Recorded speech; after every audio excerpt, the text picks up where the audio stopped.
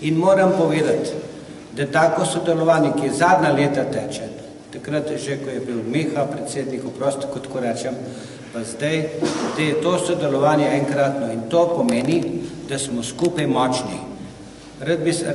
Spomnite se proslave v Velenju, spomnite se številnih drugih prireditev, pohoda za svetovni mir in tako naprej. Ko bomo skupaj, bomo močni. Skupaj smo pri zakonodaji, pri veteranskem zakonu, pri zdravstvenem zdelu. Zdaj se moramo uprti birokratskemu pohodu. Jaz niti nisem bil tukaj pozoren do te zakonodaje od teh Ministrstva za javno upravo. Mi moramo ta pohod birokracije ustaviti. To nam mora iti več. Zdaj, prejšnji teden sem se pogovarjal z mojim predsednikom in rekel, zdaj nam hodijo inšpekcije, če res postavimo spomenik pa table. Pol bomo slike poslali, koliko nas je bilo na pohodih.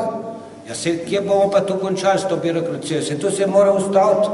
To je nemogoče, da bo birokracija nam krojila naše življenje. Oni morajo biti naša pomoč, da bomo mi lažje živeli, da bo društvo boljše delalo. V tem je ta cilj državne uprave in zakonodaje. Ne, da bojo nas nadzirali, ampak da nas bojo podpirali. Hvala Bogu, da imamo toliko 1000 gasilcev, da lahko grejo ven. Pa da imamo veterane, da lahko v šolah kaj povemo.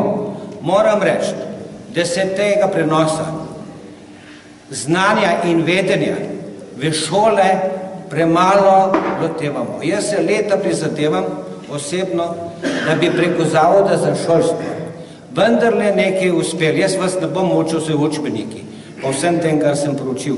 Ampak v šolah, pa niti profesori tem ne vedo nič. In to smo mi, ki moramo preko Zavoda, tlele bi se morali tudi mi zdaj skupaj sosesti. In mislim, da ni toliko Ministrstvo za šolstvo kot Zavod za šolstvo tisti, ki je kup birokratov, ki nas to bremza.